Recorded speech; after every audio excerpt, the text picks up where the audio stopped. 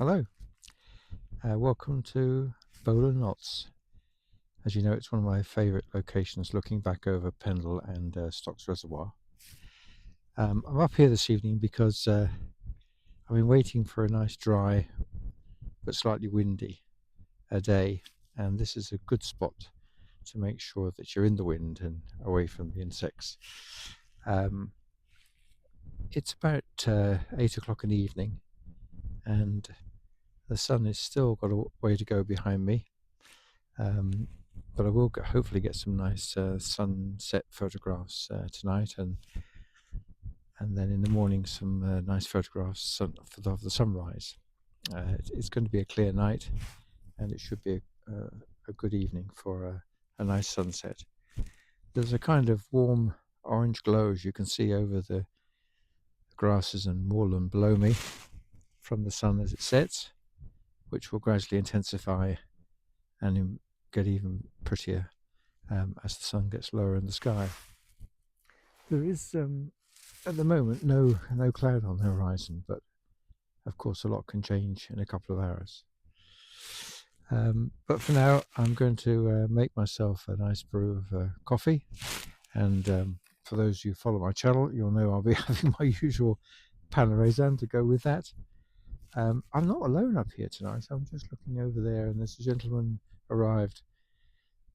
At first I thought, oh no, it's another wild camper, but actually he's got quite a serious tripod and camera, so I think he's just come up to take advantage of the weather to take some photos of some of the mountains around here, and I will put those photos in the video and let you know what they're called. This is in addition to Pendle Hill. We have our own little 3 peaks here, which is a common challenge, a weekend challenge for people to go up. Not on the same scale as the UK ones, but here in the Trough of Bowland we do have our 3 peaks.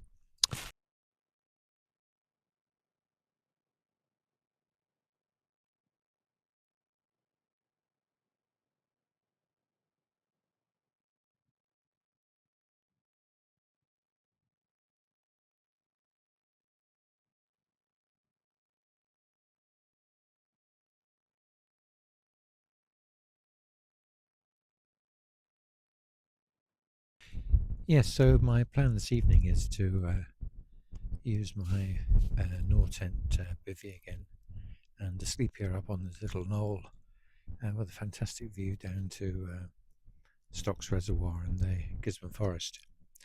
And in the morning, I hope for some really spectacular sunrise photographs from this vantage point. The sun is setting behind me at the moment, and I'm just enjoying the changes in colour as the sun gets lower in the sky. You can see the beautiful colour of the heather here now, as it starts to change from being just a bright green to this almost purple colour, which is lovely. And in the earlier shots you would have seen the road, a single track road, which just winds its way from here down into the Ribble Valley and back to where I live. On my channel there's a profile picture which you have seen of a little 6-year-old boy standing by a tent with a black van next to him.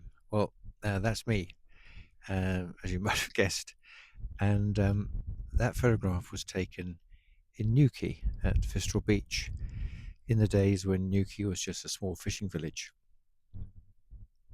and not quite so well known as it is now. We used to go down there each summer for a holiday. Both my parents liked to surf on these little plywood boards. I think it's called bodyboarding now, but they were made out of solid plywood with the edge slightly turned up to give a little cut through the waves, and were varnished and to make them smooth. But even so, they did kind of chaff you a bit, and you had to wear a t-shirt. And they were very heavy. if you let go of it and it went off with the wave on its own, it could actually hurt someone quite seriously. Today they're all made out of polystyrene and plastic, and they're not quite so dangerous. Anyway, we used to go down there for our holidays, and my dad bought that Thames van you can see in the photograph. It's a Ford Thames van. It was quite cheap to buy, and I think because it was a van, it didn't have any windows, there was no road tax. My father was always a bit canny with the money, and but it only had 2 seats in it at the front, and because it was a van, so rather ingeniously he decided to bolt an old armchair into the back of the van, which is where I sat, positioned between the 2 front seats, with no seatbelt. I mean, if we'd hit anything, I would have gone flying through the windscreen, which in those days wasn't made of shatterproof glass at all, and I would have ended up on the road. So we drove all the way down to Newquay from Kent, which was a good 8 or 9 hour drive, with our tent, and we pitched up on a campsite which had fairly basic facilities, toilets and a sink. But we spent all day on the beach surfing, and as you know, those of you who know Fistral Beach, the surf is pretty good there. You get a fairly steady stream of waves coming through, and we had a lot of fun. And I remember one year, not that year, but perhaps the year after that, the campsite owner took pity on us and told us that someone had had to go home early, but had paid for their caravan for the second week of their holiday, and that coincided with the last week of our holiday, and so we moved into the caravan, and to be honest, we never looked back after that. No more camping, and we used to rent a caravan on the site, and in those days that was luxury, having camped.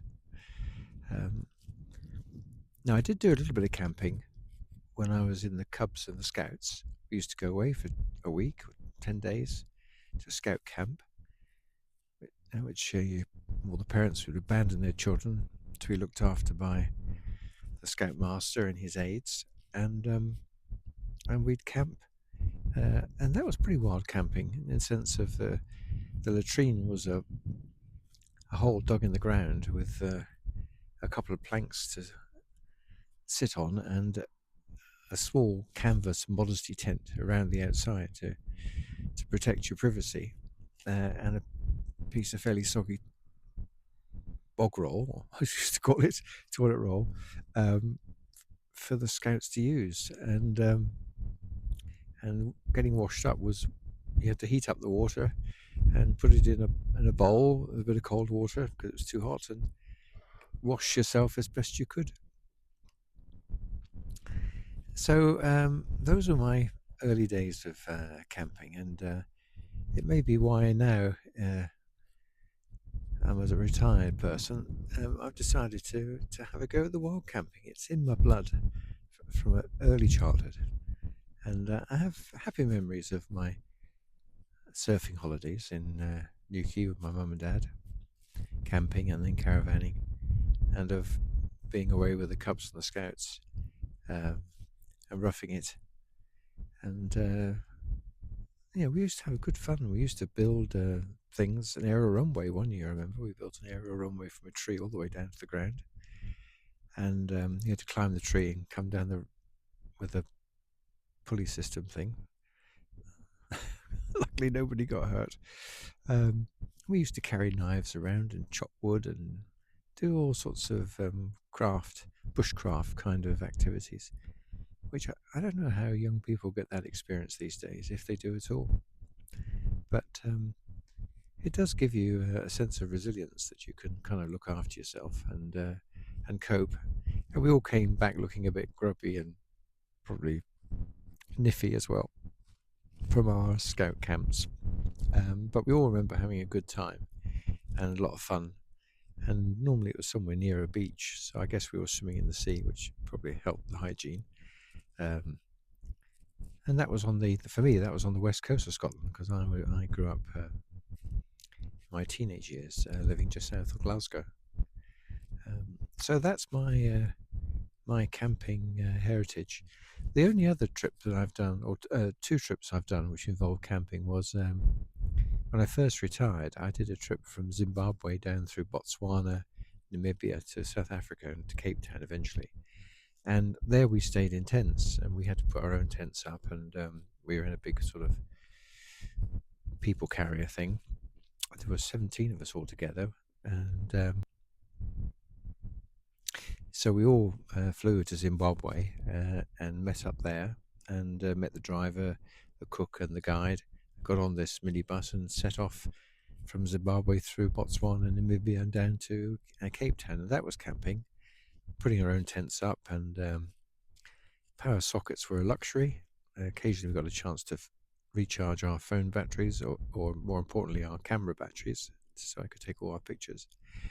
And the other camping trip I did was when we went up Kilimanjaro. That was a 10-day trip, walking into Kilimanjaro, sleeping at the base of the mountain, and climbing up overnight to get there to watch the dawn. But that time those tents were carried for us by porters and set up for us. And we just had to carry our day packs, but we were in tents, and that was another enjoyable and memorable camping experience.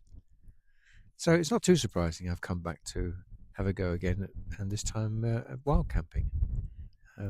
It's in the blood, in the DNA, and hopefully, all going well, I shall be able to look forward to several years of this kind of experience, camping at places like here, Bowland Knots.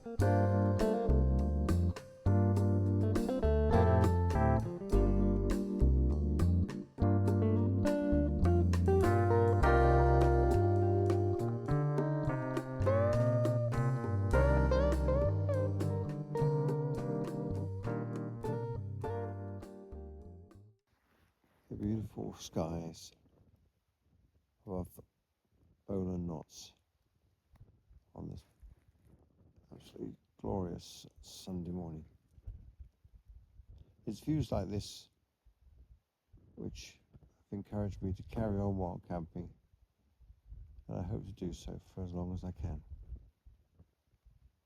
Thanks for watching this little video at my channel. I'm signing off now from Bowland Knots, and hopefully I'll see you in my next YouTube video. Bye for now.